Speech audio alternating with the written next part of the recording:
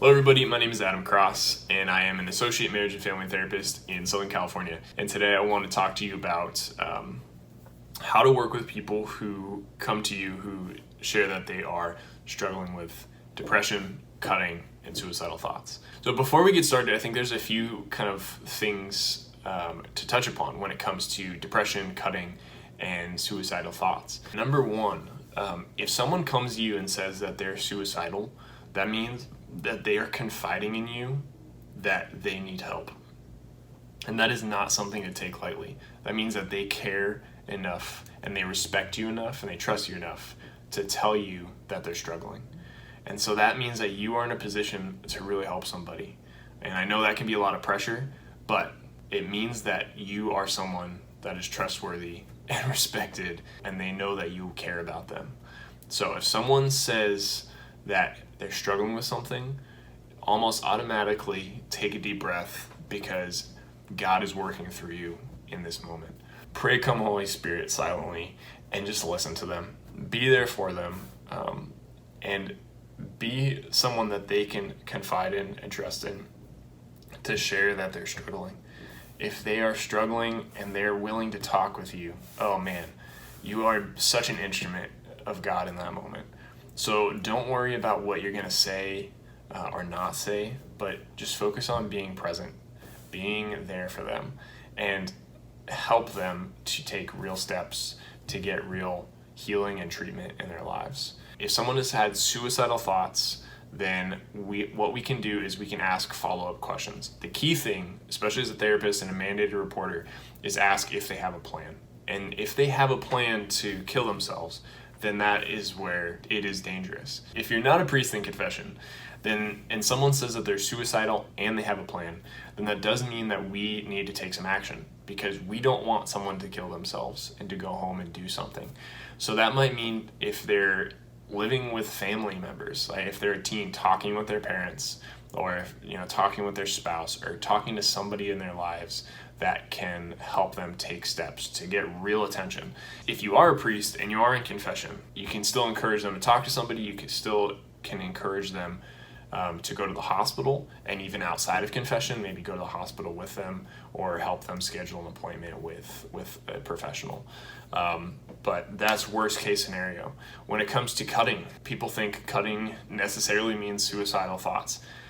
It doesn't always. Cutting can actually be a way that people feel like they have a relief or have a release from depressive thoughts or anxious thoughts. Sometimes people feel numb when they're depressed, and cutting gives them some feeling to make them feel like they're still alive and they're human. So cutting isn't necessarily going to mean that someone is suicidal. And again, it's helping them get the right resources. If someone confides in you, that means that they're asking for help, which is a really good sign, and that you can encourage them to get help. It also depends on where they're cutting, which is a really big thing.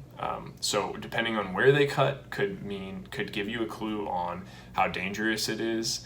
If they're cutting next to, major veins and arteries, then that's something to consider. So you can ask how they're cutting and when they're cutting and things like that. But it's not necessarily going to mean that they're suicidal. So cutting, you can still give them the help and the resources that they need, help them talk to somebody. It's not always going to necessitate that you go talk to their parents or their loved ones. As a mandated reporter, I'm not always mandated to report cutting unless I do think it's leading to suicidal thoughts or ideation. So keeping in mind that they're confiding in you, how serious is it, why are they doing it, and how can they get help? Finally, I think with depression, we're looking at, again, how serious is this? Is their depression leading to suicidal thoughts? Are they taking steps? Are they seeing a therapist? Have they seen a psychiatrist? Are they taking medication? There's a lot of things that we can do.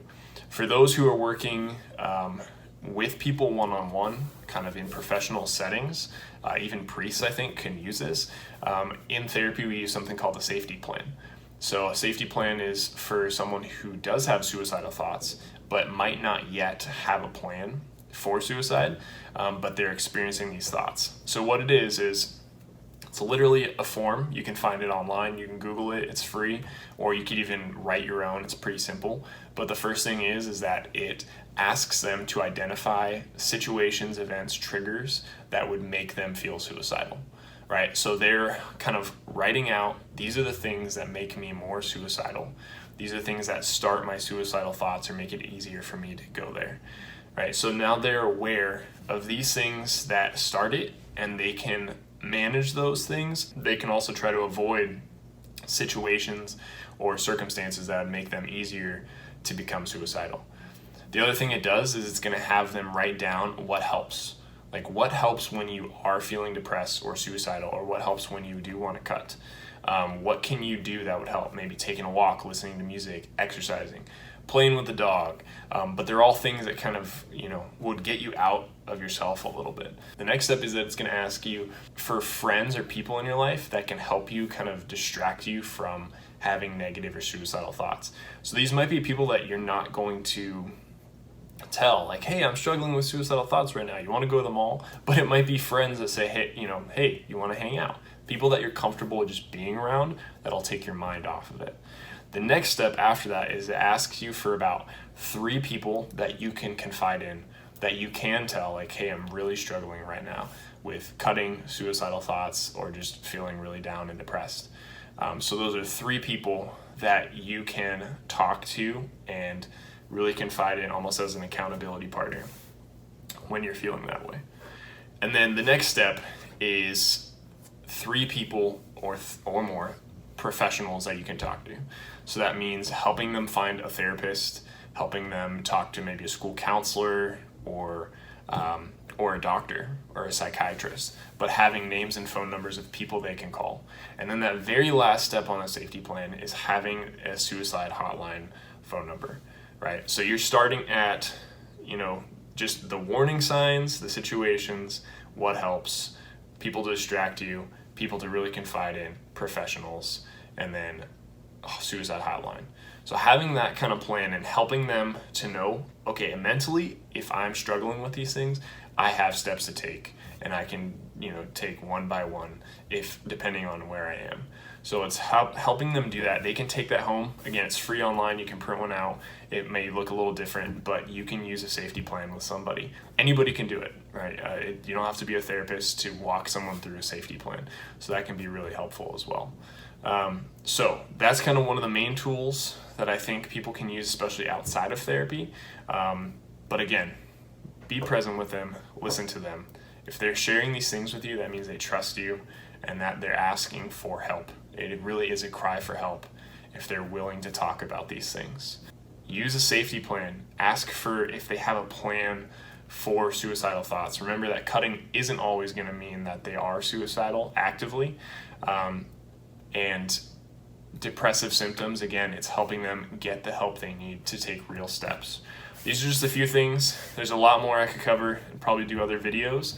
But if you have any tools as well, I'd love to hear them. Please comment, and we can even kind of create an even bigger list on how to help people as they deal with these things and struggle with these things.